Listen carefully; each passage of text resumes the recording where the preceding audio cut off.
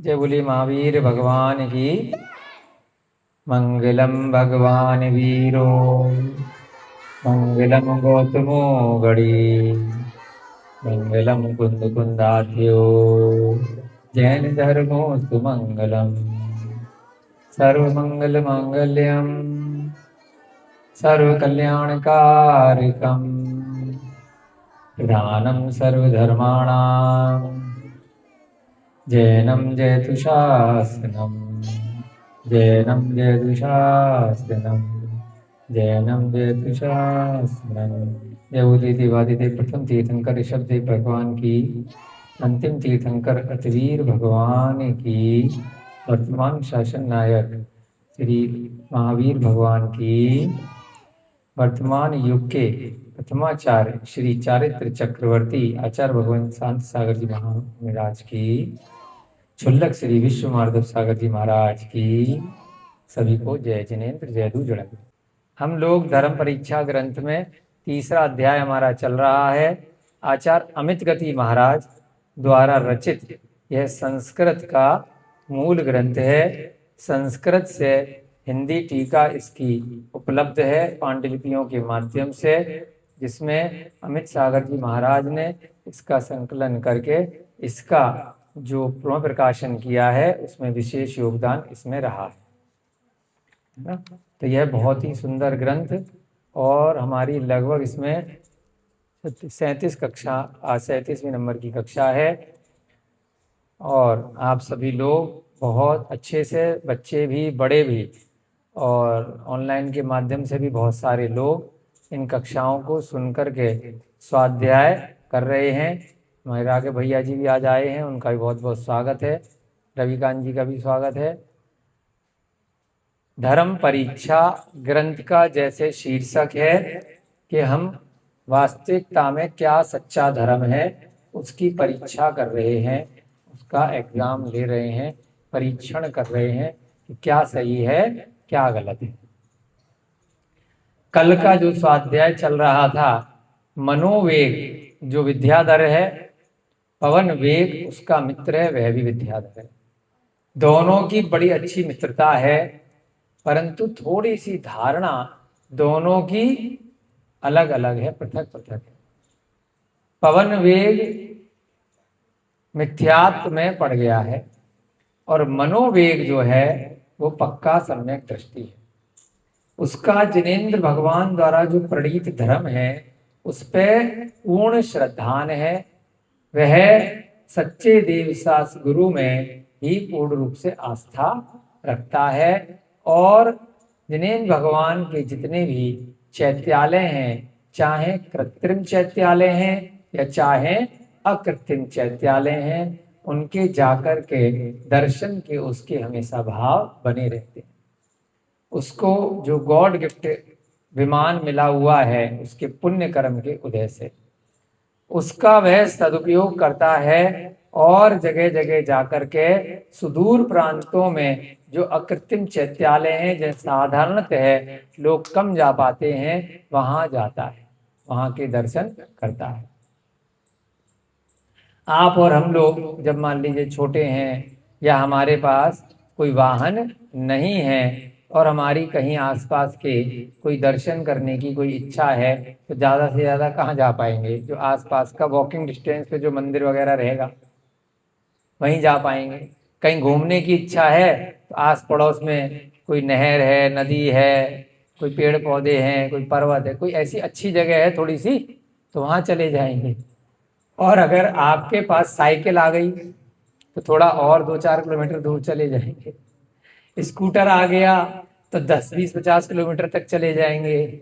गाड़ी आ गई तो 200, 250, 300 किलोमीटर तक भी चले जाएंगे। और अगर ट्रेन मिल गई तो 1000 किलोमीटर दूर भी चले जाएंगे। हवाई जहाज मिल गया तो विदेश भी चले जाएंगे।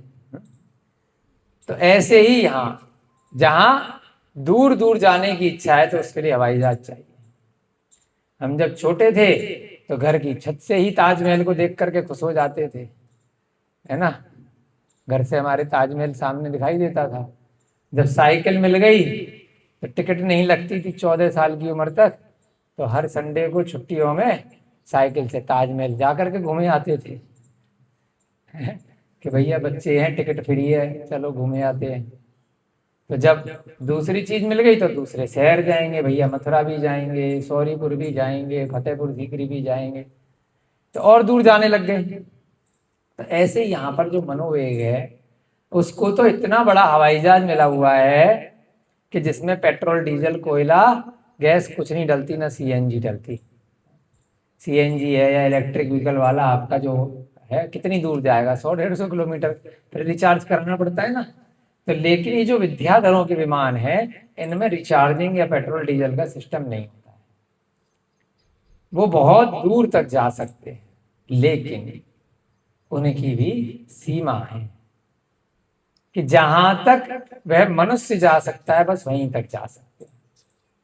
45 लाख योजन के बाहर वो भी नहीं जा सकते। जो वर्तमान में जिनको हम हवाई जहाज अभी यहाँ बैठ करके कह रहे हैं, भारत देश में बैठ करके, उत्तर प्रदेश में नोएडा में, तो वो हवाई जहाज यहाँ पर जो हैं, चाहे वो इंडियन एयरलाइंस के हैं, चाहे विस्तारा के हैं, चाहे इंडिगो के हैं, चाहे जेट के थे पहले, और बहुत बड़ी बड़ी बहुत सारी एयरलाइंस चला करती हैं भारत में और विदेशों में। तो वो हवाई जहाज भी कितने किलोमीटर जा सकता है? ज्यादा से ज्यादा 5,000, 6,000, अधिकतर जो हवाई जहाज हैं वो 2,000, 2,500, 1,000, 1,500 किलोमीटर तक एक बार में जा सकते हैं। उसके बाद या तो उनका इंजन गर्म हो जाएगा, या जितना तेल भरने की उनकी टंकी है वो खाली हो जाएगी। अब हवाई जहाज में ऐसा तो है नहीं, आदमी को बिठाए नहीं, सामान को रखे नहीं, और पूरे हवाई जहाज में 90% जगह पे तेल ही तेल भर लें। गाड़ी में कितनी टंकी होती है तेल की? किसी की आप बाइक में भरवाते हो, कितना लीटर भरता है? आपकी बाइक में कितने लीटर तेल भरवाते हो? डीजल, पेट्रोल 500-700 का भरवाते हो, कितना हो जाता है? 1 लीटर कितने का है? 110 का आता है। तो 5-6 लीटर भरवाते हो अंदाजे से। गाड़ी में 20-25 लीटर। तो ऐसा तो है नहीं गाड़ी में जहाँ सीट है, जहाँ बैठने की जगह तेल भर लोगे। कहने का तात्पर्य है कि भैया जिस काम के लिए वो गाड़ी है उसके लिए भी तो जगह छोड़नी पड़ेगी, और बाकी जो थोड़ा बहुत स्थान जिससे वो गाड़ी चलेगी, जिस ईंधन से चलेगी, उस ईंधन को भरना पड़ेगा। ट्रेन भी पहले चलती थी तो कई डिब्बे कोयला भरा रहता था, बिजली से चलने लग गई तो ऊपर पूरी बिजली की लाइन, तार लगाया जाता है। तो हवाई जहाज में कौन सा सिस्टम है? उसमें भी तेल भरा जाता है, और जब तक वो तेल चलता है उतनी ही दूरी तक वो हवाई जहाज एक बार में जाता है। उसके बाद उसे उतर करके स्टेशन पर, जो जहाँ पे उसका हवाई अड्डा होता है, वहां पर तेल भरवाना पड़ता है। अगर लंबी दूरी के लिए कोई हवाई जहाज जा रहा है, 8-10 हजार किलोमीटर तक जाएगा यहाँ से अमेरिका, या लंबी दूरी तक के लिए जाएगा, तो बीच में कहीं एक स्टेशन पे रुक करके किसी दूसरे, दुबई इत्यादि में रुकेगा और वहां तेल भरवाएगा। पहले 2-3 घंटे इंजन को ठंडा करेगा, तेल भरवाएगा, कई घंटे तक वो लगा लगा के पाइप से तेल भरेंगे।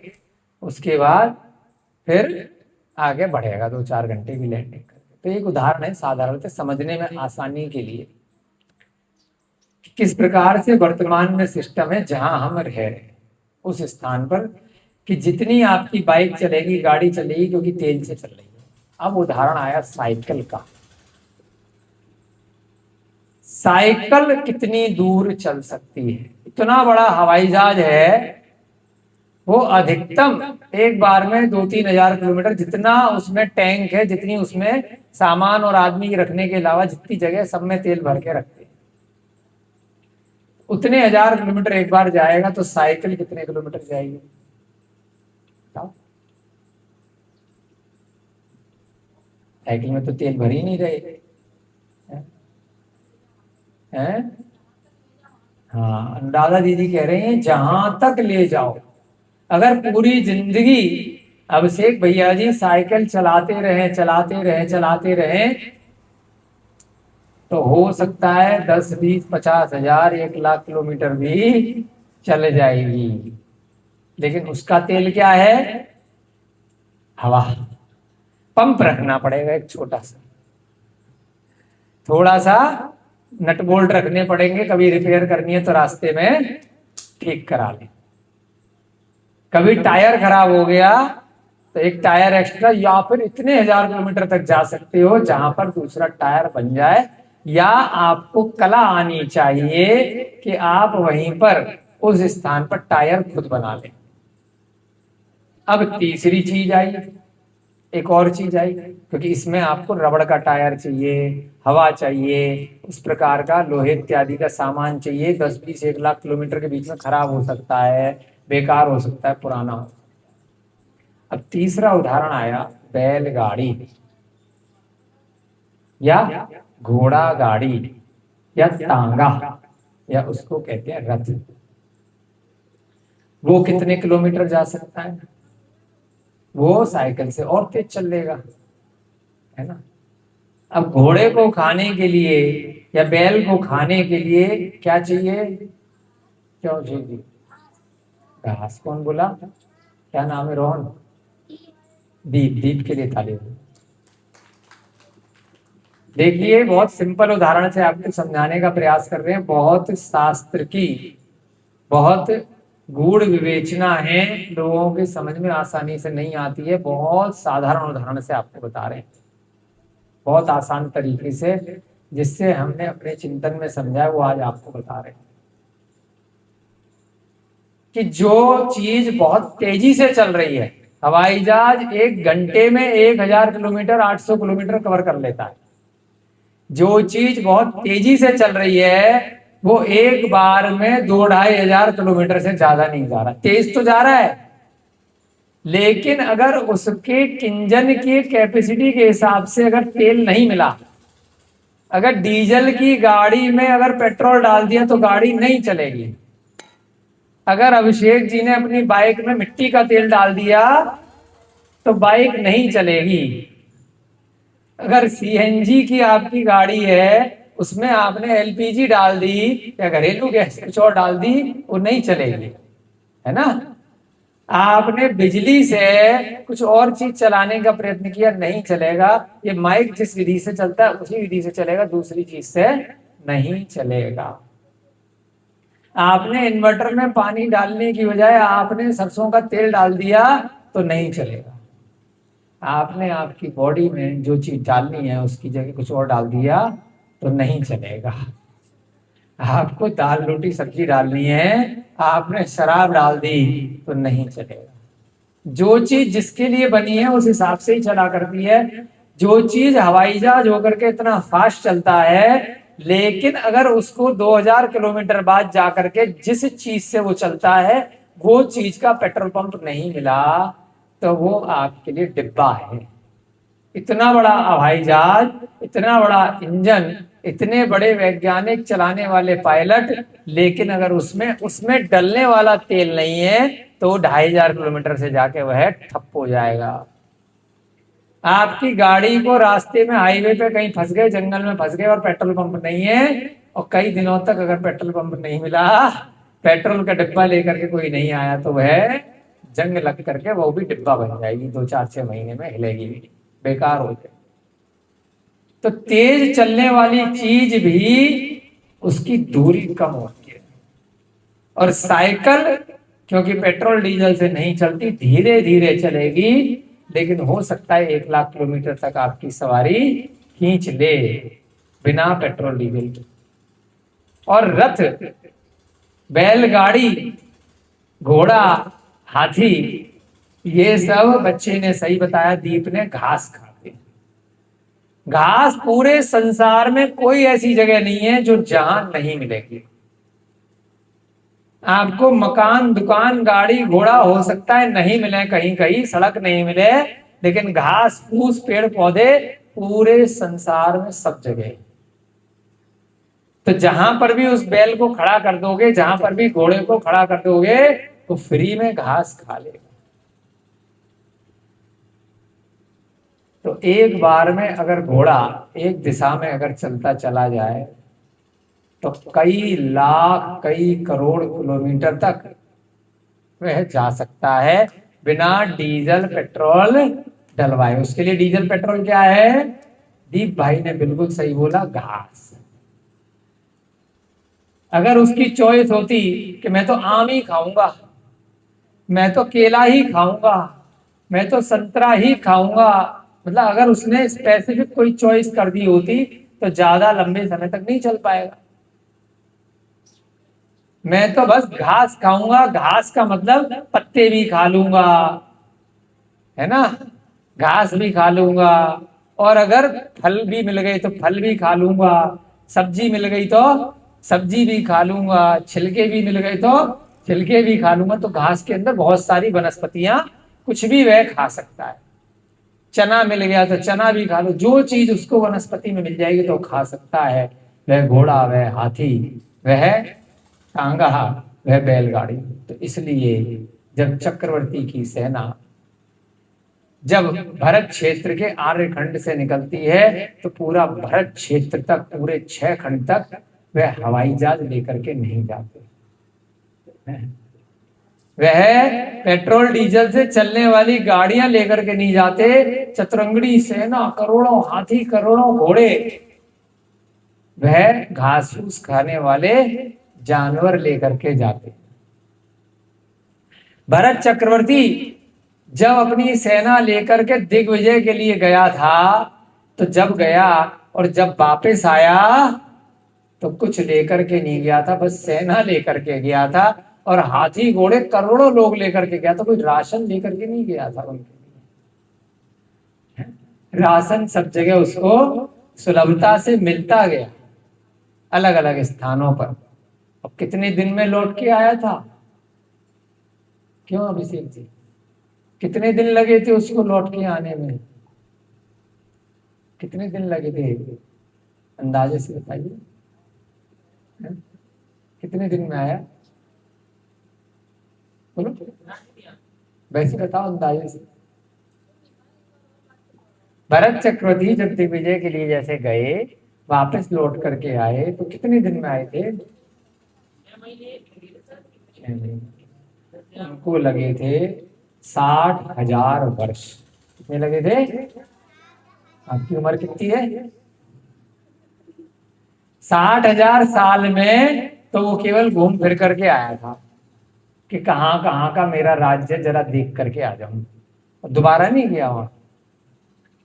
अपनी लाइफ टाइम में एक ही बार जा पाया था, और 60,000 वर्ष लग गए थे खाली एक एक बार छू करके या देख करके आने में। और ऐसा नहीं है कि पूरे शहर की सारी गलियां घुमाओ, खाली राज्य में गया, उसे जीता कि हाँ भाई इसका राजा मेरे अंडर है, बात खत्म। तो सब जगह भी नहीं जा पाया होगा। भारत देश की जैसे बस राजधानी में चला गया तो दिल्ली से भारत देश पूरा कवर हो गया, ये थोड़ी एक एक गली जाकर के घुमा होगा।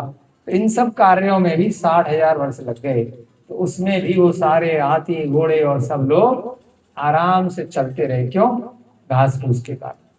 लेकिन उसकी सीमा थी। चक्रवर्ती की भी सीमा होती है, वह भरत क्षेत्र के बाहर नहीं जा सकता। कितना भी कोशिश कर ले, कितने भी गधे घोड़े हाथी ले जाए, लेकिन वह अपने भरत क्षेत्र के बाहर उन वाहन के द्वारा और पैदल चल करके नहीं जा सकता। परंतु विद्याधरों की सीमा उस भरत क्षेत्र के भी बाहर होती है। वह संपूर्ण मनुष्य लोक तक जा सकते हैं, और मनुष्य लोक की सीमा मानसोत्तर पर्वत तक होती है। इस 2.5 देव की जो बाउंड्री है, जो 45 लाख योजन का क्षेत्र है, जम्बू द्वीप के बाहर लवण समुद्र के बाहर घातकी खंड के बाहर अर्ध पुष्कर द्वीप की जो सीमा है, जो बाउंड्री है गोल, उसका नाम है मानसोत्तर पर्वत। उसके बाहर, उसके उत्तर में, उसके आगे मनुष्य नहीं जा सकते। तो विद्याधर चूंकि मनुष्य होते हैं, मनोवेग और पवन वेग चूंकि मनुष्य हैं, देव नहीं है, तो वो 45 लाख योजन का ये जो 2.5 द्वीप है, इसके बाहर अपने वाहन से नहीं जा सकते। अभी के जो हवाई जहाज इत्यादि हैं, वो तेल समय समय पे भरवाते रहे तो 10-20 हजार किलोमीटर के बाहर वे भी नहीं जा सकते, क्योंकि उनको भी नहीं मालूम कि अंटार्कटिका के बाहर क्या है, अमेरिका के बाहर क्या है ना, इधर जापान के आगे क्या है। बहुत दूर दूर तक बड़े समुद्र हैं। उसके बाद दोबारा से मनुष्य, अलग मनुष्य वहां पर प्रारंभ हो जाते हैं। तो अभी हम जिस क्षेत्र में रह रहे हैं, इस क्षेत्र के मनुष्यों को बस ज्यादा से ज्यादा हमारे अखबार से, हमारी सोशल मीडिया से और हमारे टीवी से हम जान पाते हैं कि भैया ये अमेरिका, यूरोप, एशिया, है ना, Australia, Antarctica, south America, Africa, इस प्रकार से 7 महाद्वीप जो बांटे हैं बहुत छोटे क्षेत्र में हैं। इनके बाहर भी बहुत बड़ा मनुष्य लोग यहीं पर है। जहां हम चाहें तो जा सकते हैं, लेकिन अभी हम दूसरे के वाहनों की सहायता से जाना चाहेंगे। हवाई जहाज से, ट्रेन से, गाड़ी से तो नहीं जा पाएंगे।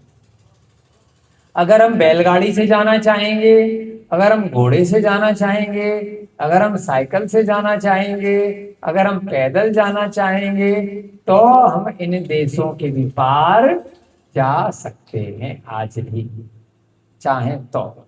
ठीक है ना। भूमि गोचरीय है, हम पैदल चल के भी, या अपने ये घोड़ा गाड़ी, जिसके बीच बीच में तेल डलवाने की जरूरत है।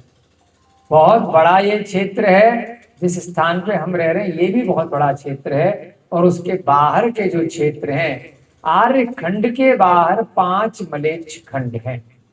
बीच में विजयार्थ पर्वत है, उसके ऊपर 3 मलेच्छ खंड हैं और एक एक मलेच्छ खंड दाएं बाएं हैं। और नीचे वाला बीच का हिस्सा आर्य खंड है, जिस हिस्से में हम रहते हैं।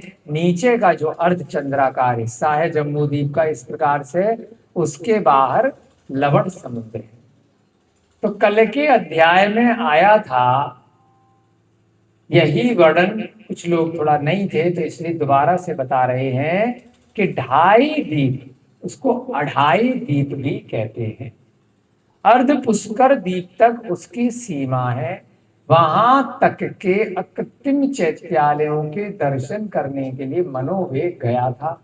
जब उसके दोस्त पवन वेग ने खूब उसको सुनाया कि मुझे छोड़ करके भाई तुम कहाँ चले गए थे, मैं इतने दिन से तुम्हारा इंतजार कर रहा था, मुझे बता करके क्यों नहीं गए। तो यहाँ पर उसने, मनोवेग ने उसके प्रश्नों का शांति से उत्तर दिया कि मेरे दोस्त, मेरे हमदम, मेरे मित्र, मेरे प्रिय, बुरा मत मानो, लेकिन तुम जो है, पिछली बार तुम्हें मैं मंदिर लेके गया था, तुमने बहुत टोका टाकी करके मेरा सरदर्द कर दिया था, इसलिए इस बार मैं अकेला ही चला गया। मुझे लगा कि तुम्हारी इच्छा नहीं है जिन भगवान के मंदिरों को देखने की, फालतू में तुम टोका टाकी करोगे, तो इसलिए मैं अकेला चला गया और तुम्हें बिना बताए चला गया। मेरी इच्छा थी 2.5 द्वीप में जितने भी कृत्रिम और अकृत्रिम चैत्यालय हैं, जो मेरे घर के आसपास के नहीं है, मेरे को मेरे पिताजी से इतना बड़ा विमान मिला है जो बिना पेट्रोल डीजल के चलता है और पूरे 2.5 द्वीप तक जा सकता है। तो आसपास के मंदिरों के दर्शन करने में तो कभी भी जा सकता हूँ। मैं सुदूर प्रांत के दर्शन करने गया था कि पता नहीं कब विमान रहे न रहे, कब मैं रहूं न रहूं। मैं लंबी दूरी तक 45 लाख योजन के दर्शन करने गया था। सुमेरु पर्वत भी इस 45 लाख योजन के मध्य में है। और 2 मेरु, विजय, अचल, विद्युन्माली और मंदर, इस प्रकार से 2 मेरु हैं घातकी खंड में दाएं और बाएं, और 2 मेरु हैं अर्ध पुष्कर द्वीप में दाएं और बाएं। लाइन से 5 मेरु हैं, बीच वाला सुमेरु, फिर विजय, अचल, विद्युन्माली और मंदर, इस प्रकार से लाइन से 5 मेरु एक लाइन से रहते हैं। तो गोल इत्यादि हम उनको मंदिरों में भी नहीं रखते। बीच वाला 1 लाख का, बाकी के थोड़े छोटे छोटे 80 के, तो इस प्रकार से 84 के तो थोड़े छोटे रहते हैं। तो इसलिए 4 मेरु थोड़े से छोटे होते हैं और बीच वाला थोड़ा बड़ा होता है। ठीक है। तो ये 5 मेरु हम कहते हैं। ये सब संरचना भी इस 2.5 द्वीप के अंदर ही होती है। और ये 5 मेरु हमसे अगर देखा जाएगा तो इस समय बीच वाला जो सुमेरु है, क्योंकि हम जम्बू द्वीप में हैं, तो हमसे उत्तर दिशा में लगभग 50,000 किलोमीटर, 50,000 योजन दूर है। 32 करोड़ किलोमीटर दूर वह सुमेरु पर्वत हमसे यहाँ से आर्यखंड से लगभग दूर है। बहुत लंबा है ये जम्बूद्वीप, ये 2.5 द्वीप और भी बड़ा है। और उसके बाद पूरा मध्य लोक, असंख्यात द्वीप समुद्र इस मध्य लोक में है, एक के बाद एक, और अंत में जाकर के वह चौकोर चतुष्कोण भूमि हो जाती है। जैसे ये पूरी सामने टेबल रखी है, बीच में एक गोला है, फिर एक गोला है, फिर एक गोला है, जोड़ते जोड़ते जोड़ते जोड़ते लास्ट वाला गोला आएगा, कोने में खाली जगह बची रह जाएगी ना, गोले से तो ये चौकोर कवर नहीं होगा। मध्य लोक बिल्कुल ऐसे है, लंबा सीधे एक राजू का, उसमें गोला गोला घूमते घूमते आते हैं। लास्ट वाला जो द्वीप है उसका नाम है स्वयं भूरमण द्वीप। क्या नाम है? स्वयं भूरमण द्वीप। और उसके बाद जो ये खाली जमीन रह गई उसका नाम है चतुष्कोण भूमि। जो स्वयं भूरमण द्वीप है उससे पहले जो समुद्र है उसका नाम है स्वयं भूरमण समुद्र। क्या नाम है? सेम नाम से द्वीप है समुद्र, स्वयं भूरमण समुद्र। उस समुद्र में बहुत बड़े बड़े मछली हैं, व्हेल मछली से भी बड़ी। उसका उदाहरण आता है ना, कितने करोड़ किलोमीटर बड़ी वह मछली है, उसकी अवगाहना बहुत बड़ी, 500 योजन, बहुत बड़ी मछली है ना। इतने बड़े बड़े वहां पे समुद्र में जीव हैं, जितना बड़ा उस जगह का समुद्र का साइज इतने बड़े बड़े वहां के जीव। तो इस प्रकार से वहां का उदाहरण आता है लास्ट वाले का। जैसे पहले का आता है जम्मू द्वीप, अंत वाले का स्वयं भूरमण द्वीप और स्वयं भूरमण समुद्र। तो यहाँ पर यह वर्णन बीच बीच में आपको बताना इसलिए जरूरी होता है, कुछ ना कुछ अन्य बातें भी आपको ज्ञान में आनी चाहिए, जो अरिहंत भगवान द्वारा बताया गया है कि अकृत्रिम और कृत्रिम चैत्यालय जो है इस 2.5 द्वीप वाले ही मनुष्य जा सकता है। विद्याधर के पास भले ही विमान है लेकिन 2.5 द्वीप के बाहर नहीं जा पाएगा। नंदीश्वर द्वीप में भी बहुत सुंदर अकृत्रिम चैत्यालय हैं, परंतु वह इस 2.5 द्वीप के बाहर एक के बाद एक, ये तो 2 और आधा 2.5 है, 16वें नंबर का, फिर द्वीप, फिर समुद्र, फिर द्वीप, फिर समुद्र, ऐसे करते करते जो 16वें नंबर पे संरचना आएगी उसका नाम है नंदीश्वर द्वीप। वहां पर विद्याधर नहीं जा सकते क्योंकि विद्याधर मनुष्य हैं, और नंदीश्वर द्वीप में केवल देव जा सकते हैं, साधारण मनुष्य भी नहीं जा सकते। नारकी निकल करके नरक से बाहर नहीं आ सकते। भगवान जी को सिद्धशिला से उतर करके आने की कोई आवश्यकता नहीं है, वे सिद्धशिला पर बैठे हैं। अरंत भगवान अपने आर्यखंड के बाहर जाते नहीं हैं, वहीं पर वे खुश है तीर्थंकर, उनको कोई फालतू का काम नहीं है घूमने फिरने का, क्योंकि उन्होंने अपने ज्ञान में वहीं बैठे बैठे केवल ज्ञान प्राप्त करके पूरे संसार को वहीं की वहीं देख लिया है। तो वो अगर विहार करते हैं तो ज्यादा से ज्यादा तीर्थंकर अपने आर्यखंड में ही विहार किया करते हैं, उनके समूसरण जिस स्थान पे आर्यखंड में जहां पर है वहीं लगा करते हैं। तो नंदीश्वर द्वीप में केवल देव ही जाते हैं। नंदीश्वर द्वीप भी अकृत्रिम चैत्यालय है। कल भी आपको कृत्रिम अकृत्रिम के भेद से पूरा डिटेल समझाई थी कि जैसे सूरज, चंद्रमा, चांद, सितारे ये सब अकृत्रिम है, यह पृथ्वी और ये 3 लोक की संरचना किसी के द्वारा बनाई गई नहीं है। इसीलिए ऐसे ही जो मंदिर हैं ये भी अकृत्रिम। पहाड़ आप देखते हो ये भी किसी ने बनाया हुआ नहीं होता, अपने आप हो जाते हैं, ऐसे बन जाते हैं फिर गिर जाते हैं। नदियां भी ऐसी हो जाती हैं। पृथ्वी जो शाश्वत है वह अकृत्रिम है, वह ऐसी ही है। इस पृथ्वी पे आपने मकान बना लिया, कुछ दिनों के लिए है, बाद में टूट जाएगा या क्षय को प्राप्त हो जाएगा, पुराना हो जाएगा। गाड़ी भी आपकी कभी ना कभी दिन पुरानी होकर बेकार हो जाएगी, शरीर भी आपका पुराना होकर के बेकार हो जाएगा। लेकिन अकृत्रिम वस्तुएं कभी भी क्षय को प्राप्त नहीं होती, उनकी रिपेयर मेंटेनेंस कोई नहीं भी करे तब भी अकृत्रिम वस्तुओं पे कोई भी गंदगी, कोई धूल मिट्टी किसी प्रकार की नहीं लगती। वह शाश्वत वैसी की वैसे ही अनादि काल से रहती हैं और अनंत काल तक उसी प्रकार से वैसी ही संरचना बनी रहती है। जो अकृत्रिम चैत्यालय हैं चाहे वह नंदीश्वर द्वीप के हों, चाहे वह सुमेरु पर्वत पर जो कंदराएं हैं, सुमेरु पर्वत की गुफाएं हैं वहां हों, चाहे भद्रशाल वन में हो, चाहे प्राकृतिक अकृत्रिम मान स्तंभों में हो, चाहे अन्य अन्य स्थानों पर, देवों के विमानों पर, भवनवासी देवों के विमानों पर, मंत्र देवों के विमानों पर, ज्योतिष देवों के विमानों पर, सूर्य चंद्रमा ग्रह नक्षत्र किरण तारे राहु केतु के विमान है, ये सब ज्योतिष देव है, ज्योतिष विमान है। इन पर भी ऊपर सब जगह अकृत्रिम चैत्यालय है। यह आधे कटे हुए नींबू की तरह होते हैं। आधा नींबू होता है जैसे, ऐसे अर्ध चंद्रमा, एक लाइन और नीचे।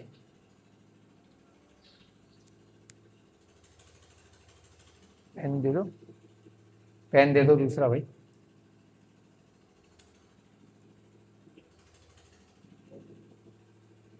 आधा कटा हुआ अर्ध चंद्राकार ऐसे होते हैं जितने भी सूर्य चंद्रमा इत्यादि होते हैं, है ना। क्या हो बेटा टुकू, क्लास चल रही, कैसे बैठे हो? सीधे बैठो, है ना। किसी को बोल देना बेटा कि लाइट नहीं आ रही है यहाँ पर, टुकू वहां पे किसी को बोल करके आओ क्लास में लाइट चली गई। जितने भी ज्योतिष देवों के विमान हैं उन पर भी अकृत्रिम चैत्यालय होते हैं। सूर्य चंद्रमा तारे ग्रह नक्षत्र राहु केतु, चाहे मंगल है, बृहस्पति है, शनि है, जितने भी ये ज्योतिष देव हैं ये सभी सुमेरु पर्वत की परिक्रमा देते हैं, गोल गोल घूमते रहते हैं ध्रुव तारे को छोड़कर।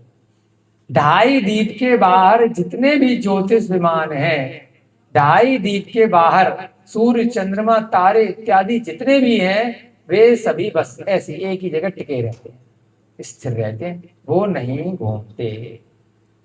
कितने घूमते हैं? केवल इस 45 लाख योजन में जो मनुष्य लोक है केवल उसके अंदर के ज्योतिष विमान परिभ्रमण करते हैं, प्रदक्षिणा देते हैं, परिक्रमा करते हैं। किसकी? सुदर्शन मेरु की, सुमेरु पर्वत। उसके बाहर जितने भी ज्योतिष विमान हैं वे सभी ध्रुव हैं। ध्रुव माने स्थिर हैं, एक ही स्थान पर। जैसे आपकी लाइट जल रही है, घूम रही है क्या? वहीं रहेगी, है।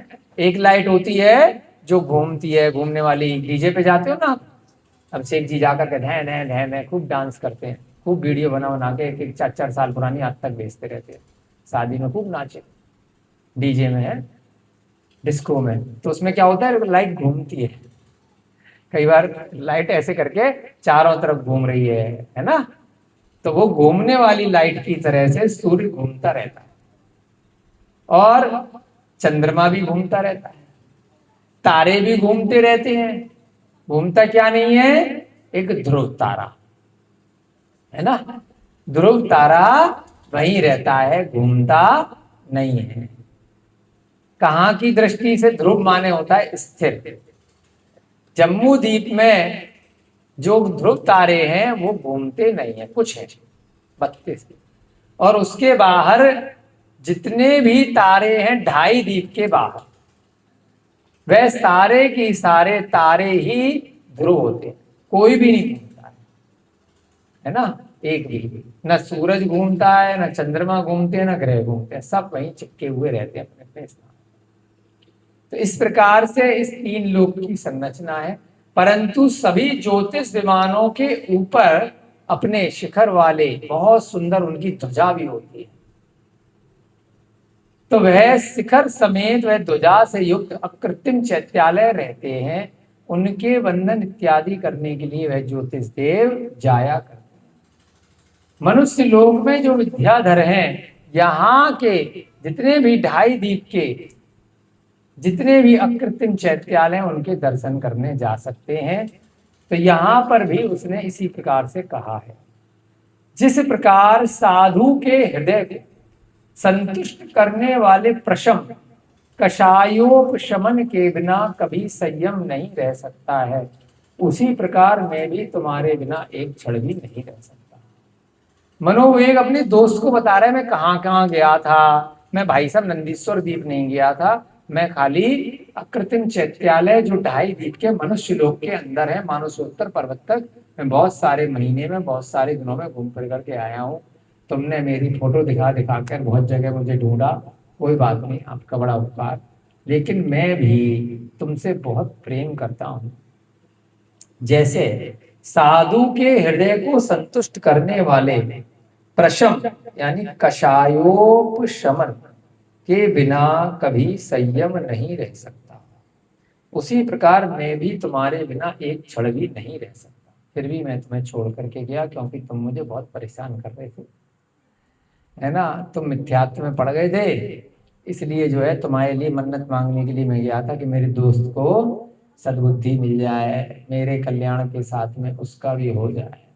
कुएं में मैं आके फंस गया हूँ मेढक की तरह, मुझे पता चल गया है इस कुएं से निकलने का कौन सा मार्ग है, कौन सी रस्सी पकड़ करके निकलना है। मैं दोस्त को समझा रहा हूँ, वो नहीं मान रहा है।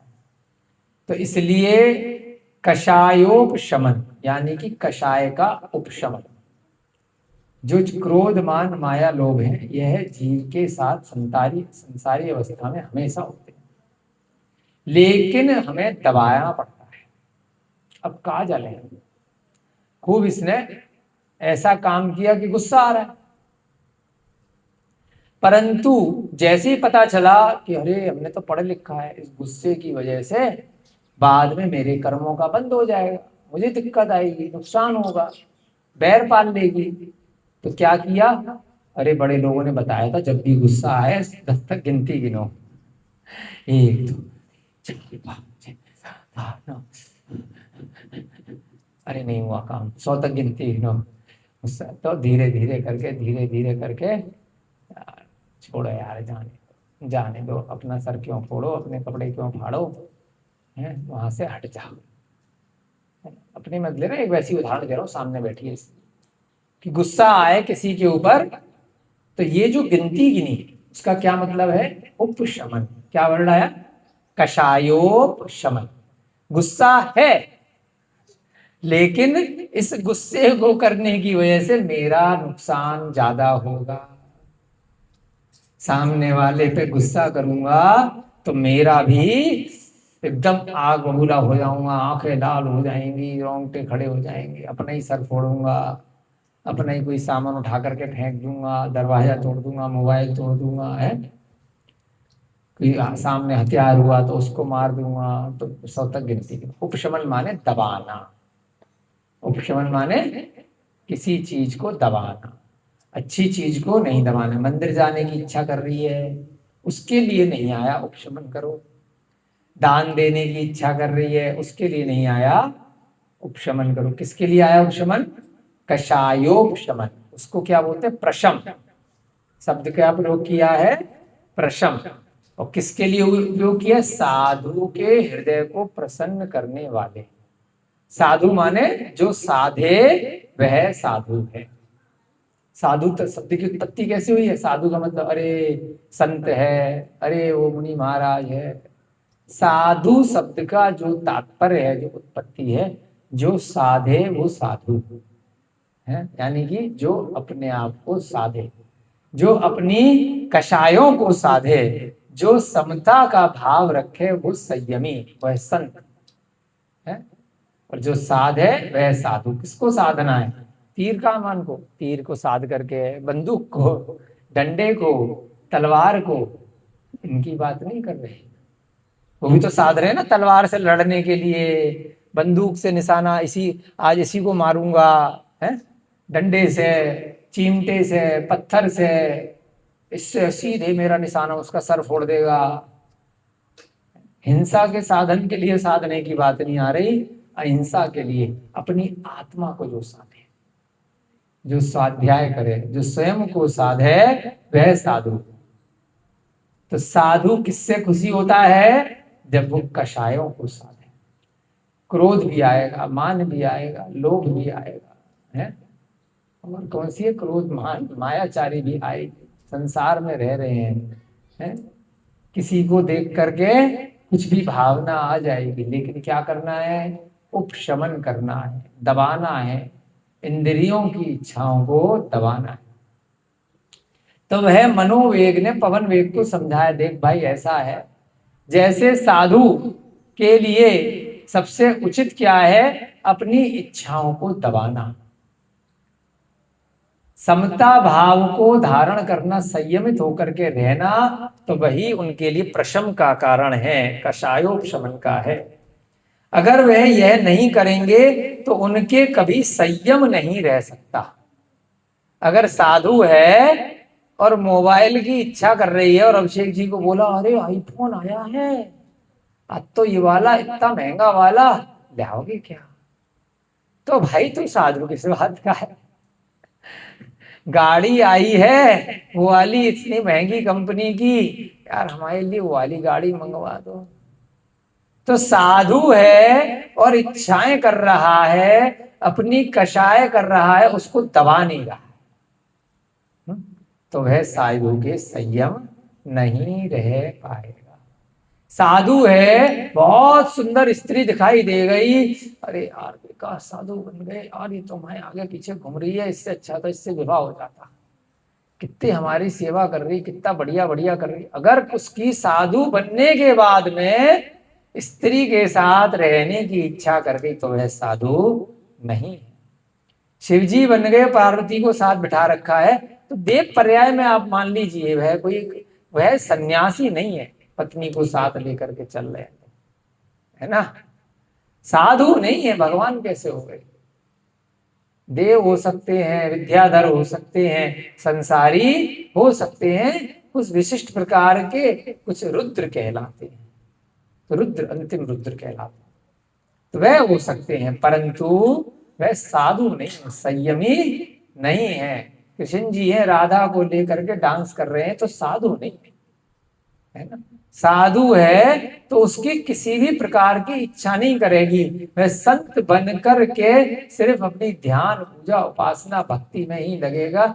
उसकी कभी भी किसी पर पुरुष पर स्त्री, रुपया पैसा बाल बच्चे मोह नहीं रहेगा, किसी भी पर वस्तु के साथ में उसका अपने शरीर के भी साथ में मोह नहीं रहेगा, सिर्फ और सिर्फ अपनी आत्मा में रमेगा, सिर्फ आत्मा के अलावा किसी और से उसको किसी भी चीज से मतलब नहीं होगा। आत्म दृष्टा, ज्ञाता दृष्टा, आत्म राम, जान रहा है, देख रहा है, आत्मा में राम यानी कि रमा हुआ है, ऐसा वह अरिहंत, ऐसे वह सिद्ध, और ऐसा उसको बनने के लिए जो प्रयास करने वाले सच्चे साधु, सम्यक दृष्टि साधु। तो यहां पर यही कहा है कि कषाय का अगर उपशमन नहीं किया तो उसके संयम नहीं है, तो वह साधु नहीं है। मैं भी तेरे साथ तेरे दोस्त अगर नहीं हूं, ये दो चीजें एक साथ रहती हैं। अगर साधु है तो कषाय का उपशमन करेगा, कषाय का उपशमन करेगा तो वह साधु है। दिन है तो सूर्य है, और सूर्य है तो दिन है, दोनों चीज एक साथ रहेंगी। संयमी है तो साधु है, साधु है तो मुनि है, ये सब पर्यायवाची है। ऐसे ही मैं भी तुम्हारी दोस्ती के बिना, तुम्हारे बिना एक क्षण नहीं रह सकता। कौन सी 19वें नंबर की बात है, न जात्वहं त्वया हीनस्तिष्ठा मे कमपि क्षणम, संयम प्रशमे नेव साधो हृदय तोषणा। जो साधु का हृदय है कैसा है, तोषित करने वाला, यानी कि प्रसन्न करने वाला, संतुष्ट करने वाला, संतोषी करने वाला साधु के हृदय को। साधो हृदय तोषणा, साधु के हृदय को तोषण देने वाला, संतुष्ट करने वाला क्या है, प्रशमे नेव, प्रशम माने कषाय का उपशम करने वाला, संयम माने संयमी है। न जात्वहं त्वया हीनस्तिष्ठा म एकमपि क्षणम, उसी प्रकार से मैं भी एक भी क्षण, हे दोस्त, जात्वहं त्वया, तुम्हारे बिना नहीं रह सकता हूं। मैंने भरत क्षेत्र में घूमते हुए बहुत वर्णों, ब्राह्मण आदि से संयुक्त पाटलिपुत्र नगर को देखा है। इसको देखा है, पाटलिपुत्र, ध्यान है ना, पाटलिपुत्र। अब ज्यादा बहस वहस ना करके मुद्दे पे आ गया। अरंत भगवान ने कहा था कि बेटा तू अपने देश को पटा करके पटना ले आई हो, है ना। उसका दूसरा नाम है पाटलिपुत्र। गए हो ना बिहार में पटना, तब भी होगी, यही वाली होगी या दूसरी होगी। तो अरिहंत भगवान ने कहा था, उसका एक नाम और आया था पाटलिपुत्र का, क्या नाम आया था? विद्याधर मनोवेग को कहाँ ले जाने के लिए आया?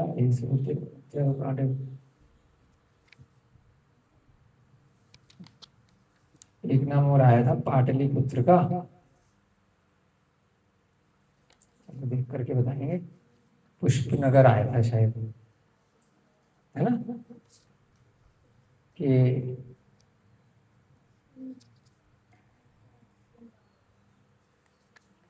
कट करने के लिए हाँ पुष्पनगर। एक नाम और आया था 90 नंबर की गाथा में पाटलिपुत्र का, पुष्पनगर। बहुत सारे फूल लगते होंगे ना, जैसे पिंक सिटी है जयपुर का नाम, अलग अलग शहरों का नाम हो जाता है, तो ऐसे अच्छे अच्छे फूल लगते हैं पटना में, है ना। अभिषेक जी कह रहे हैं कि मैंने लड़की भी तो वहीं पटाई थी, पटना में पटाई थी क्या आपने? कहाँ पे पटाई थी? पटाई नहीं, पटी पटाई मिल गई, पटना में ही रहती होगी। अच्छा, परिवार ने पटाई थी। तो यहाँ पे वो क्या कह रहे हैं कि भाई मैं भरत क्षेत्र में घूमा था। कौन कह रहा है? मनोवेग। मुद्दे पे आ रहा है, पटना ले जाने की तैयारी कर रहा है। देख भाई ऐसा है, मैंने भरत क्षेत्र में घूमते हुए बहुत वर्णों से संयुक्त, वहां हर तरह के लोग हैं, ब्राह्मण, वैश्य, शूद्र, क्षत्रिय, सब है। पाटलिपुत्र नगर को देखा, वह नगर महिला के मस्तक गत तिलक के समान श्रेष्ठ है। इतनी सुंदर जगह है, अब क्या उपमा दूं। जैसे महिला पे सुंदर चीज क्या लगती है? तिलक, बिंदी, है ना। बिंदी के बिना वो अच्छी नहीं लगती, ठीक है। तो ऐसा उसने उदाहरण दिया है कि महिला ने जैसे अपने मस्तक पर तिलक लगा रखा है ना। जो मस्तक है किसी का, अगर धड़ हटा दिया जाए तो शरीर किसी काम का है क्या? फेस की तो वैल्यू है, तो फेस पे क्या है? तिलक है, मस्तक है, सबसे इंपॉर्टेंट। यानी कि जैसे देश की राजधानी होती है, वह इंपॉर्टेंट होती है ना। मंदिर का गर्भगृह होता है, जब भगवान होते हैं, जो वेदी होती है वह इंपॉर्टेंट होती है। ऐसे ही मनुष्य के शरीर में, महिला के शरीर में, चाहे मनुष्य हो या महिला है, सबसे ज्यादा इंपॉर्टेंट क्या है? शकल सूरत, है ना। अगर शक्ल किसी की भी पहचान करनी हो कि राघव भैया जी ने मोबाइल चुराया, अब थाने में गए कंप्लेंट, तुमने देखा था क्या? तो क्या मैं बनाओगे? वहां पे बनाएंगे, डिजाइन बनाएंगे, बताओ जी, बताओ जी क्या था, कैसा था उसका चेहरा चोर का, राघव जी का। राघव जी ने ऐसे कपड़ा लगाया हुआ था, कपड़ा तो किसी को भी लगा दे। राघव जी ने एक चश्मा पहन रखा था, राघव जी ऐसे। शक्ल बनानी पड़ेगी, और बिना शक्ल के हाथ बना दो, पैर बना दो, तो क्या वो ढूंढ पाएंगे? नहीं ढूंढ पाएंगे। हमारे एक बार मोबाइल चोरी हो गया, राघव जी को शायद पता हो। हम भी संग पहुंच गए थाने में, लिखा दी कंप्लेंट, हमारा मोबाइल चोरी हो गया। उनने कहा किन्ने किया? हमने खूब कहा भैया पीछे से धक्का मारा, हम गिर गए, हमारा मोबाइल लेके चले गए, हमने नहीं देखा। माने ही नहीं थानेदार कि भाई हमारा तो रूल है, आपको, आपने एफआईआर कराई है, अब आपको पेंटिंग बनानी पड़ेगी उसकी बैठ करके कि चोर कैसा था। एक बार, दो बार, तीन बार लेकर के गए हमें पकड़ पकड़ करके। बार बार आ जाता था सुबह 6 बजे वो हवलदार, जैसी ऑफिस जा रहे होते थे, घर से निकल के 6, 6:30 पे वो गेट पे खड़ा मिलता था। थानेदार थे, पुलिस वाला ड्रेस में, चलो जी थाने में, काहे के लिए? जी वो चोर का वो बनाना है, पहचान करनी है, चोर आए हुए हैं, बहुत सारे पकड़े हैं, पहचानो। इतना परेशान कर दिया। 3 बार हमें लेकर के गए राजघाट के पास, उठा उठा कर गए तो उसकी फोटो बनाओ। और हम सर पकड़ के 2-2, 3 दिन करके, भाई नहीं देखा मैंने चोर को, नहीं देखा, तो कैसे फोटो बनाओ? इतनी मोटी मोटी किताबें लेकर के बैठ जाते थे, पहचानो। कंप्लेंट क्यों करी? बैठ जाओ। 4-4 घंटे तक पहचान रहे हैं, अच्छा ऐसा था क्या, अच्छा ऐसा था क्या।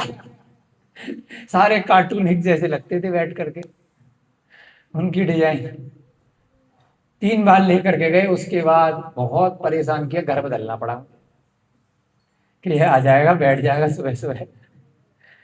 घर बदलने के बाद भी, यहाँ तक भी अभी तक फोन आ जाते हैं 20 साल पुराने, 10 साल, कि भाई चोर को पहचानना है, आपका रिकॉर्ड में चढ़ा हुआ है, आपने FIR कराई थी, आओ पहचानो। मैं भैया नहीं जानता, वो तो मर गए, वो तो अमेरिका चले गए, कहीं और नौकरी कर रहे हैं, ये तो किसी और के पास फोन नंबर है भाई, हम नहीं जानते किसी चोर वोर को। अभी तक आ जाते हैं फोन, पुराने रिकॉर्ड। ऐसा जबरदस्त सिस्टम है भारत सरकार का, एक मोबाइल चोरी पे भी 20 साल तक नहीं छोड़ रहे। आप कंप्लेंट लिखवा के देखो। तो इसलिए आपके लिए मनोरंजन के लिए उदाहरण आ गया, लेकिन सच्चा उदाहरण है। बहुत साल परेशान हुए, उसके बाद मकान मालिक के पीछे पड़े रहे वो हवलदार। जब हम घर छोड़ करके आ गए तो मकान मालिक जो है हमारा फोन नंबर ढूंढ ढूंढ करके कि भाई पुलिस वाला आया तुम्हें ढूंढते हुए, क्या तुमने कर दिया भैया, मेरा मोबाइल चोरी हुआ, तो इससे ज्यादा कुछ नहीं करा, छोड़ो पीछा। अच्छी कंप्लेंट करी। तो इसलिए उदाहरण याद आया कि वह चेहरा बनाते हैं। कभी भी किसी चीज की पहचान करनी होती है तो आदमी कैसा दिखता था, तो उस चेहरा ही मूल होता है किसी के लिए।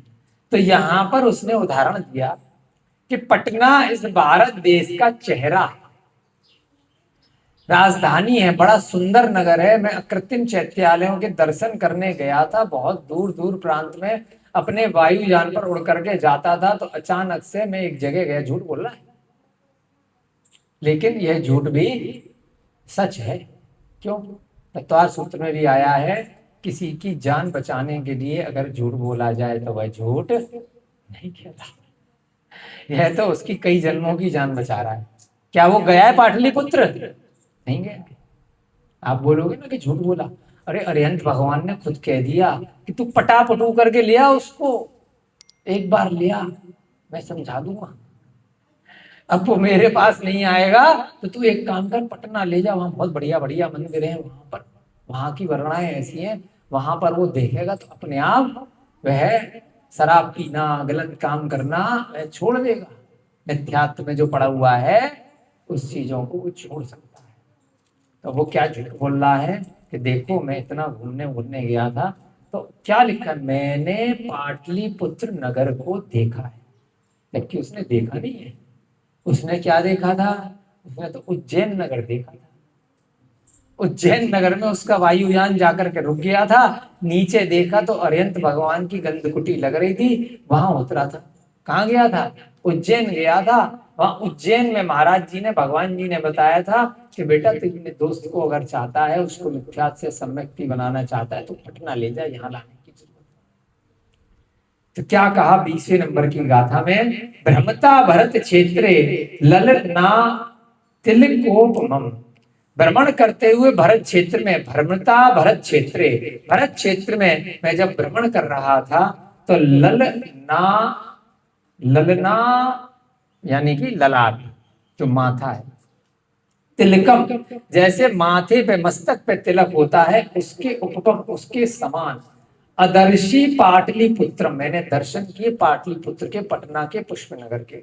नगरम बहुवर्णकम, उस नगर में बहुत सारे वर्ण के लोग हैं, ब्राह्मण क्षत्रिय ये सब तरह के लोग, तरह तरह के बहुत अच्छे अच्छे लोग वहां रहते हैं। इस नगर में निरंतर आकाश में फैलने वाला यज्ञ का धुआं ऐसा देखने में आता है जैसे कि मानो भ्रमर समूह के समान, कृष्ण वर्ग का स्त्री के बालों के समान समूह। कितनी जबरदस्त ये गाथाएं चल रही है। पवन वेग मिथ्यात्व वाला है, ब्राह्मण है, दूसरे मत का मानने वाला है। मनोवेग सम्यक्त्व वाला है, अरिहंत भगवान के मत का मानने वाला। पवन वेग जब संवाद कर रहा है तो उसके समान कर रहा है, अपने समान नहीं कर रहा है। ब्राह्मण होकर के किसके समान? अरिहंतों के उदाहरण दे रहा है, चैत्यालयों के उदाहरण देता है, सिद्धों के उदाहरण देता है, क्योंकि दूसरे को उसके समान बात समझ में आएगी। बच्चों को पढ़ाएंगे, अपनी बात करेंगे तो समझ में नहीं आएगी, बच्चों के हिसाब से कार्टून समझाएंगे तो समझ में आएगी। है ना। तो पवन वेग जब मनोवेग से बात कर रहा है तो जैनी बन के बात कर रहा है। मनोवेग जब पवन वेग से बात कर रहा है तो ब्राह्मण बन के बात कर रहा है, जिससे कि जल्दी समझ में आएगी। उसे ये नहीं कह रहा है कि वहां बहुत सुंदर चैत्यालय था। कितना ध्यान से आप देखिए, अगर कोई व्यक्ति गुरुद्वारे को मानने वाला है और आपको उसको जैन मंदिर के दर्शन कराने हैं, लाल मंदिर के दर्शन कराने हैं, तो क्या कहोगे अभिषेक जी? अरे चांदनी चौक में बड़ा सुंदर गुरुद्वारा है ना, मुझे उसके बारे में पता चला है। तो यार एक ही गाड़ी है, तू गुरुद्वारे वाला है, मैं जैनी हूं, मैं लाल मंदिर वाला हूं, अपने लाल मंदिर की नहीं बताओगे। उसको साथ में ले जाना है, गाड़ी तो वो चलाएगा, तो उसको गुरुद्वारे के नाम से ले जाओगे। पहले थोड़ा गुरुद्वारा देख लोगे, बाद में कहोगे यार बगल में पक्षी अस्पताल भी है, लाल मंदिर भी है, तो देखो मैंने तुम्हारे साथ गुरुद्वारा देख लिया, तुम मेरे साथ ये भी देख लो, वो भी देख लेगा। तो ये ट्रिक होती है। अगर आपको किसी मुस्लिम को जैन मंदिर ले जाना है या जैनी व्यक्ति को किसी को मस्जिद ले जाना है, तो आस पड़ोस में आप दोनों एक दूसरे की भावनाओं की कद्र करो और घूम फिराओ, क्या दिक्कत है।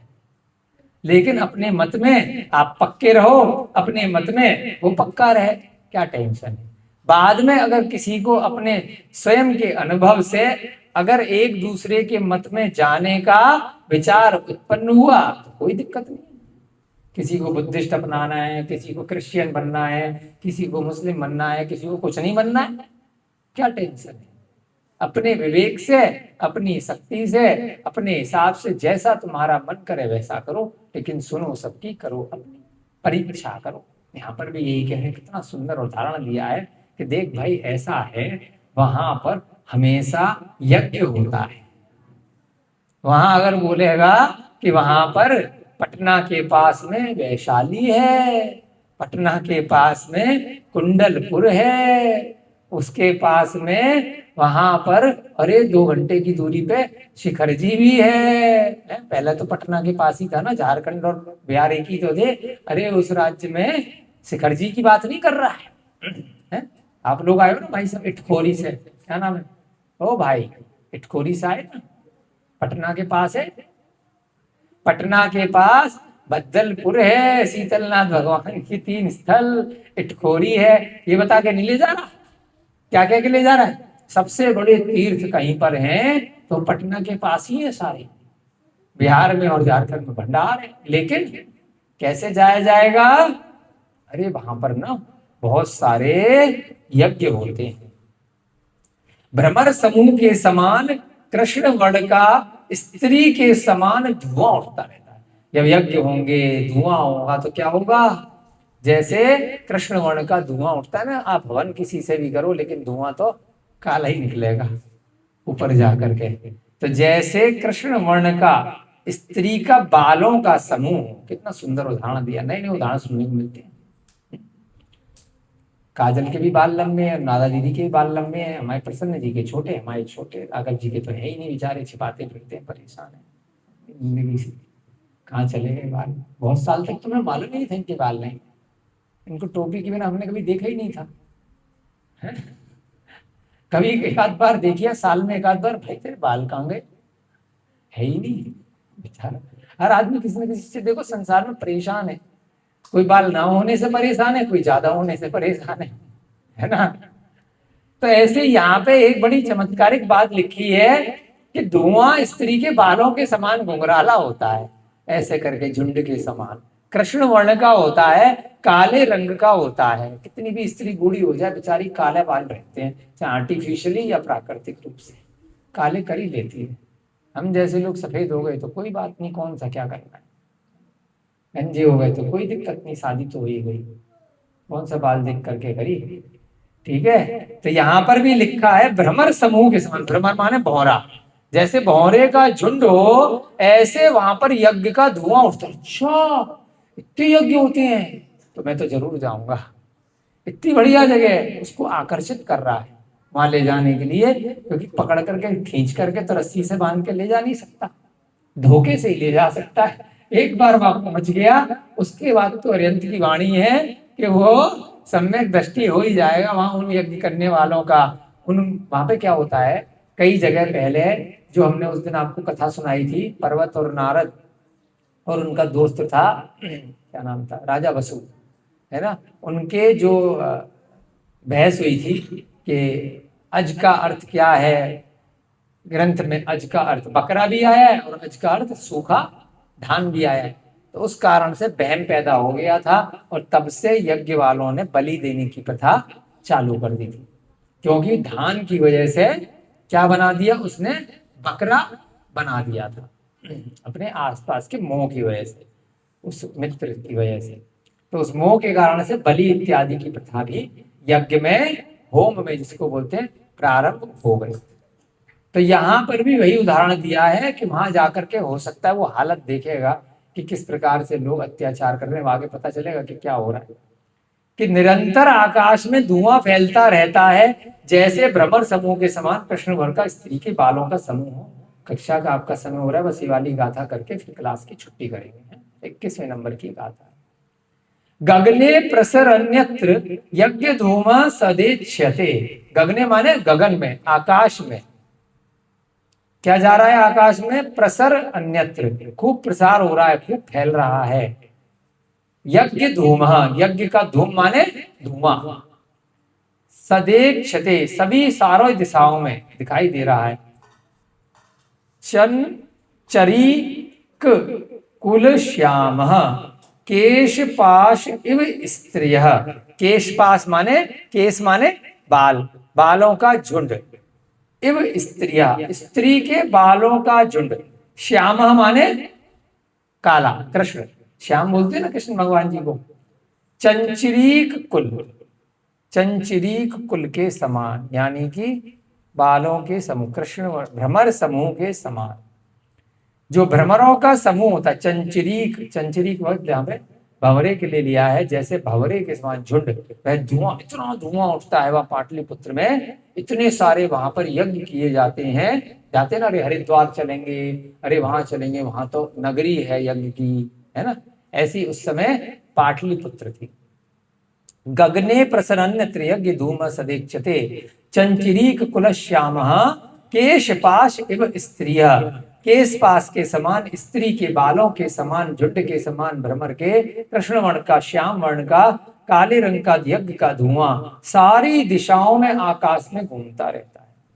उस नगर में आकाश को बहरा कर देने वाली 4 वेदों की ध्वनि को सुनकर मेघों के आगमन की शंका करने वाले मयूर नाचा करते। तो अब ये तो सम्यक दृष्टि था, ये तो अकृत्रिम चैत्यालयों के दर्शन करने गया। मिथ्या दृष्टि कहाँ जाता है, जहाँ वेद इत्यादि का पठन पाठन ज्यादा होता है, जहाँ यज्ञ इत्यादि ज्यादा होते हैं। विष्णु कुमार की कथा भी आपने सुनी है ना, राजा अकंपन रक्षाबंधन की कथा विष्णु कुमार की। तो वहां पर भी यज्ञ में उन्होंने चारों तरफ 500-700 मुनिराजों के ऊपर उत्सर्ग करके उसने होम किया था। बहुत सारे पशु पक्षियों को उसमें यज्ञ में बलि दी थी, चारों तरफ आग लगा करके। तो वहां पर भी राजा बलि द्वारा जो उत्सर्ग किया गया था, विष्णु कुमार मुनि ने अकंपन मुनिचार्य को और 700 मुनियों का उपसर्ग दूर किया था। तो ये पुरानी प्रथा है। वर्तमान में बड़े ज्ञानी लोग हैं, मिथ्यात्व के बाद भी वह बलि इत्यादि नहीं देते, बहुत सारे अधिकांश थे। लेकिन कुछ लोग अभी भी जिद में नहीं मानते हैं कि भैया वहां आया है, यहाँ आया है, हम तो बलि जा करके देंगे देवी के सामने। जबकि भाई, है ना, आप लोग कोई गलत मत वाले नहीं हो, फिर भी बलि इत्यादि देते हैं, वहां जाकर के देंगे, वहां जाकर के देंगे। तो मिथ्यात्व के परिणाम के कारण से रहता है। तो यहाँ पर भी यही वर्णन आया है कि वहां पर 4 वेदों की ध्वनि को सुनकर मेघों के आगमन की शंका करने वाले मयूर नाचा करते हैं, आकाश को बहरा कर देने वाली। अब यहाँ पर तो हल्का फुल्का माइक है, यहाँ पर सोनपुरा में आपने अंकल जी आए हैं, कभी शादी वादी देखी हमारे आपने? सोनपुरा में कोई शादी वादी का डीजे सुना है? 1 आध महीने रहेंगे तो सुन लेंगे। हमारे राघव जी सुनते, काजल तो यहीं पैदा हुई है, सुनती है ना यहाँ के डीजे का। एक बार हम गाड़ी से जा रहे थे, पूरी गाड़ी है भाई, शीशे बिल्कुल फट जाए ऐसा म्यूजिक चलता है, इतना तेज भयंकर। तो ऐसे ही उस पाटलिपुत्र में बड़ा भयंकर म्यूजिक चलता था वेदों का, कि जो मोर है बेचारे, जो मयूर हैं, उन्हें ऐसा लगता था कि बिजली कड़क रही है, बारिश होने वाली है, आसमान गरज रहा है, बिजली कड़क रही है, इतना भयानक डीजे चलता था। कहाँ पर? पाटलिपुत्र में। बड़े पुराने काल में भी जब इतने बड़े बड़े हवाई जहाज हैं जो बिना पेट्रोल डीजल के चलते हैं, तो इन माइकों की जरूरत है क्या उनको, कि जब लाइट आएगी तभी चलेगा, जब सेल डालेंगे तभी चलेगा? है उनके पास दूसरे प्रकार के माइक रहते होंगे। शंख की ध्वनि कितनी तेज होती है, ऐसी उनके पास कोई ना कोई ऐसे प्राकृतिक सिस्टम उस समय रहा करते होंगे, ऐसे म्यूजिक सिस्टम रहते होंगे जिनको अभी हमारे पास उपलब्ध नहीं है। कि भाई 1-1 लाख आदमी बैठा है, 10-10 लाख आदमी बैठा, तो आवाज कैसे जाएगी? एक आदमी बोल रहा है, प्रवचन दे रहा है या कहानी सुना रहे हैं, कैसे जाएगी? कई बार हमारे समझ में नहीं आता कि करोड़ों करोड़ों लोग बैठ जाते थे, लाखों लाखों आदमी, तो वो सुनते कैसे होंगे? वहां से वहां तक की आवाज 12 बजे तक की जाएगी कैसे? है? अलग ही सिस्टम होता है उस समय का। ये वाले जैसे वहां पे विद्याधरों के विमान होते हैं, ऐसे ही पुराने काल में ये जो माइक वाइक है, इसकी जगह कोई दूसरी चीज होती होगी। अभी की हमारी लिखने की अलग चीज है, पहले कुछ और होती होगी। तो ऐसे ही यहाँ पर कानों को बहरा कर देने वाली 4 वेदों की ध्वनि हमेशा मेघों के आगमन की शंका उत्पन्न कर दे। मेघ माने बादल, यानी कि बारिश होने वाली होती है तो मोर नाचने लगते हैं, मयूर नाचने लगते हैं। जैसे कि 2-3 दिन पहले यहाँ बारिश हुई थी तो बच्चे नाच रहे थे और वहां रणवीर नाच रहा था पानी में बहकर। है इतनी भयानक तूफान आ रहा है, आदमी अपनी जान बचा रहा है और 2-4 लोग पगला करके नाच रहे हैं। तो मोरों की तरह होते हैं, है ना? तो मोर को भी बड़ा आनंद आता है। 22वें नंबर की गाथा है, चतुर्वेद ध्वनि सूत्रा। 4 वेदों की ध्वनि को सुनकर, श्रुत्वा माने सुनकर, चतुर्वेद माने 4 वेदों की ध्वनि को सुनकर, बधिरीकृत पुष्करम, जैसे बहरे हो जाओ, इतनी पुष्करम, इतनी तेज ध्वनि वहां पर गुंजा देती है। नृत्यंती केकनो, नृत्य करने लगते हैं केकनो, यानी कि केकनो शायद मयूर के लिए शब्द आया है। यत्र नीर दार व शिंकिन्हा, नीर माने जल, नीर आता है ना, नीर। आजकल तो रेलवे में भी जो बोतल पानी की आती है उसका नीर नाम देखा। नीरदार यानी कि बारिश का जल की आशंका, अशंकिन्हा, वह आशंका हो जाती है। और नृत्यंती केकनो, यानी कि मोर नाचने लग जाते हैं। तो ऐसा वहां पर वेदों की ध्वनि उस पाटलिपुत्र नगर में घर घर, आश्रम आश्रम में गूंजती है। तो ऐसे आपके 22 नंबर की गाथा हो गई। सभी लोग पेन दे दें आप लोग भैया, आपका टाइम हो रहा है। अंकल जी आए, बड़ा आपका हार्दिक स्वागत, अभिनंदन। कल से 11 से 12 सभी लोग आएंगे। हमारे राघव भैया जी का बहुत बहुत धन्यवाद, उनका बहुत उपकार, हमें बड़ा अच्छा लगा कि आप लोग भी आए और आपने धर्म परीक्षा ग्रंथ के हमारी कहानियां किस्से सुनते सुनते 22 गाथाएं आज पूरी कर ली। अब देखते हैं कि पवन वेग पटता है कि नहीं पटता है। मनोवेग उसको पूरा सच झूठ बोल करके पटना पाटलिपुत्र ले जाने का प्रयास कर रहा है। उसके बाद वह भद्दलपुर भी ले जाएगा और इटखोरी भी ले जाएगा। आसपास के शिखरजी इत्यादि मंदिर के भी दर्शन करा करके ले आएगा। हम भी यहीं बैठे बैठे ऐसे दर्शन करेंगे, ऐसी मन में भावना बातें हैं। जय बोली महावीर भगवान की जय, जय बोली सभी सिद्ध अनंत आनंद भगवानों की जय। सभी को जय जय जय।